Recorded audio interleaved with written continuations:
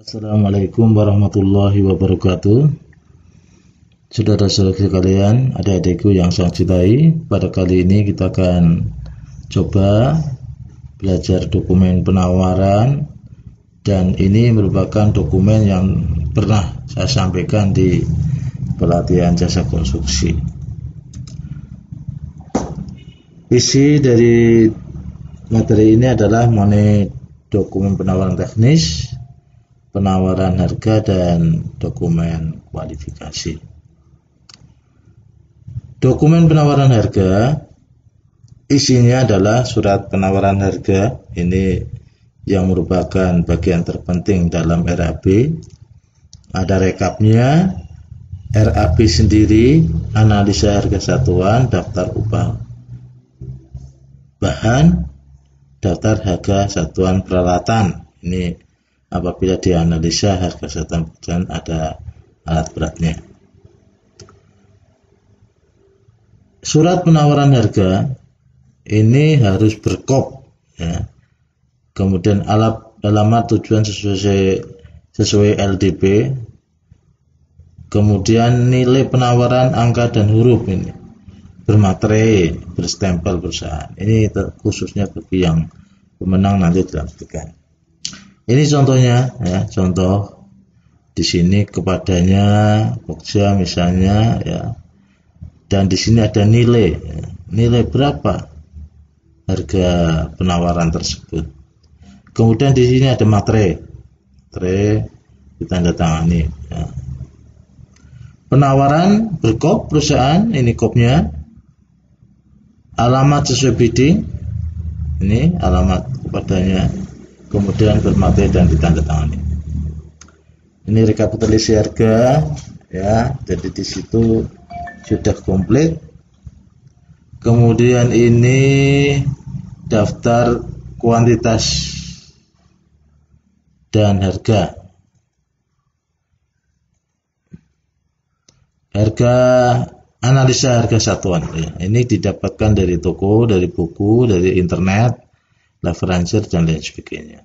Untuk harga satuannya tentunya.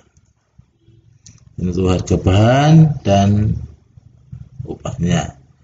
Dokumen penawaran teknis ini ada metode pelaksanaan, silakan membaca kondisi situasi, ya. Sehingga yang dituliskan di dalam metode pelaksanaan sesuai dengan apa yang akan dikerjakan.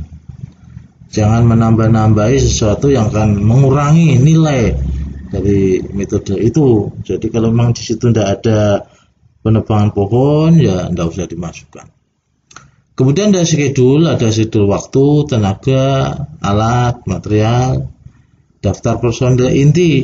Di sini diharapkan antara yang ditulis dengan yang di lapangan kalau menjadi pemenang harus sama, ya. Jangan diganti. Kemudian daftar peralatan utama, surat dukungan material, juga surat dukungan alat kalau diminta, spek teknis, TKDN, RK3K ini wajib. Kemudian analisa teknis, ya, ini bisa dilihat di LDP, lembar data pemilihan, ya, lingkupnya apa saja. Ini daftar personil dengan upload dan melampirkan hasil pemindihan, scan KTP, jasa, sertifikat keterampilan, dan kurikulum PT. Di sini misalnya project manager butuhkan 1 orang, surat keterangan ahli manajemen konstruksi atau SKK ahli manajemen proyek, memiliki NPWP, pendidikan S1 arsitek atau S1 teknik sipil, pengalaman 5 tahun, dan seterusnya di sini. Nah, jadi ada SK-nya, ada yang tidak, tergantung dari jabatan yang diampu oleh masing-masing personil. Daftar alat utama minimal ini, ya, misalnya ini tergantung dari nanti di dokumen penawaran, dokumen untuk biddingnya apa saja dipenuhi saja.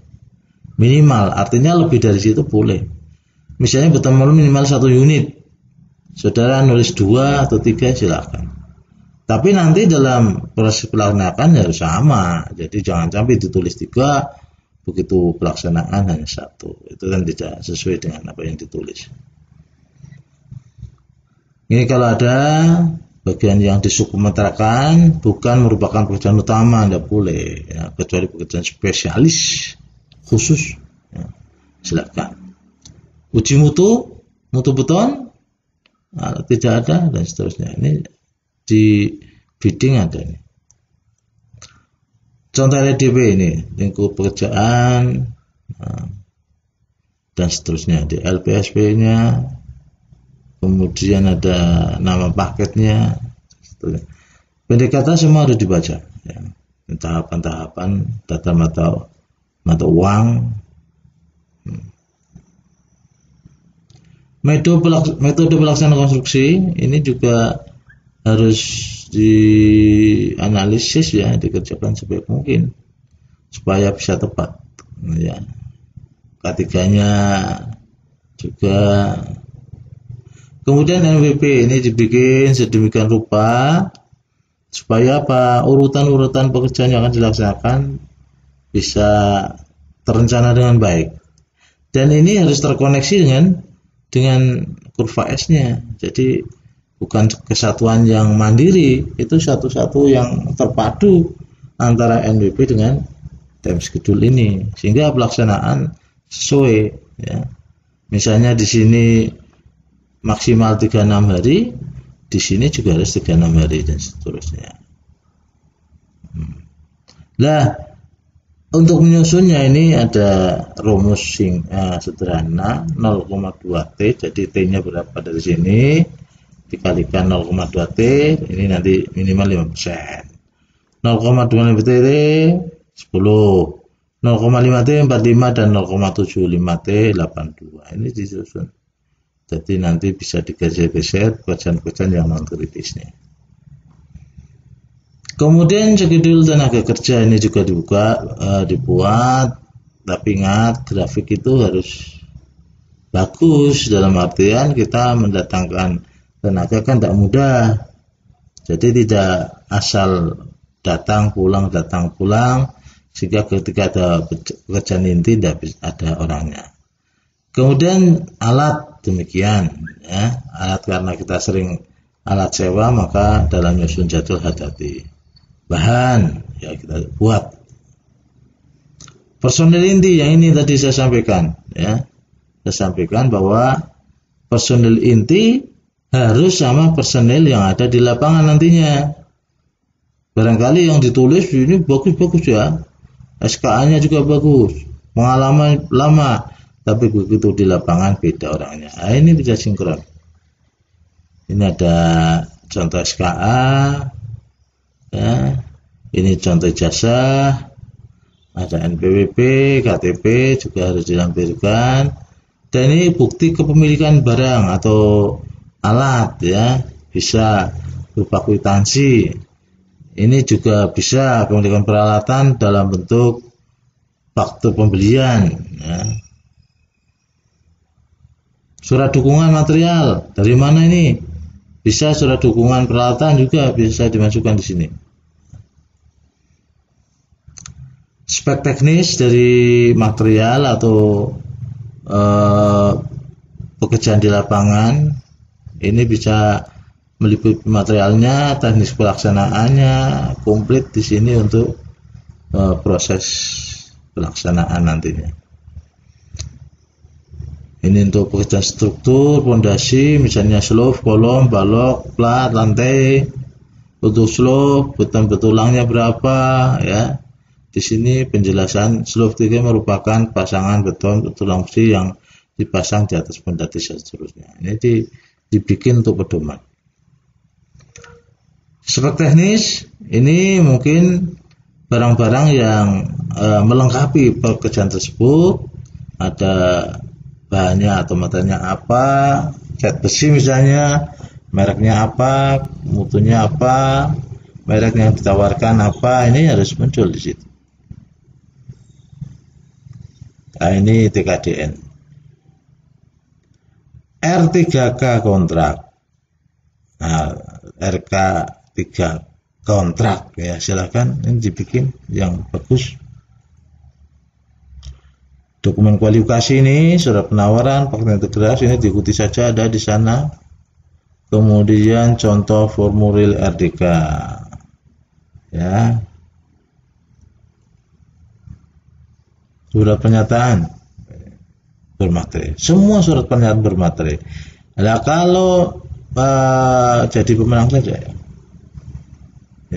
tidak valid, kemudian fakta integritas, formulir isian kualifikasi ini diisi aja ya, tinggal diisi dari depan sampai belakang sampai selesai, tanda tangani.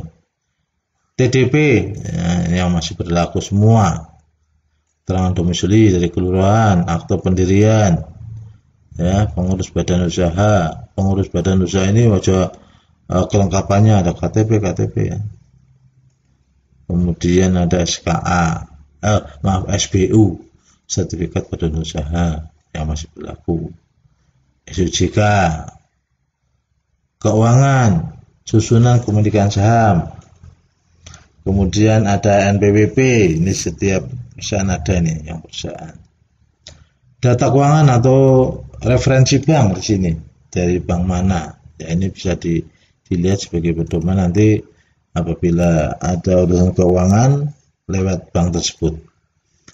Surat keterangan pajak ya, di situ juga ada PKP pengusaha pajak, kemudian bukti setoran pajak, ini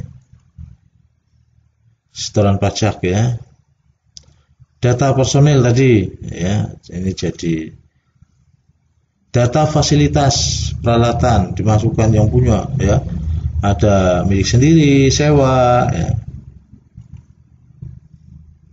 Referensi perusahaan ini juga bukti referensi perusahaan, ini SPMK ya, contohnya surat perintah mulai kerja, ini dilihat sebagai pengalaman pernah kerja di mana saja untuk pekerjaan-pekerjaan sejenis tentunya.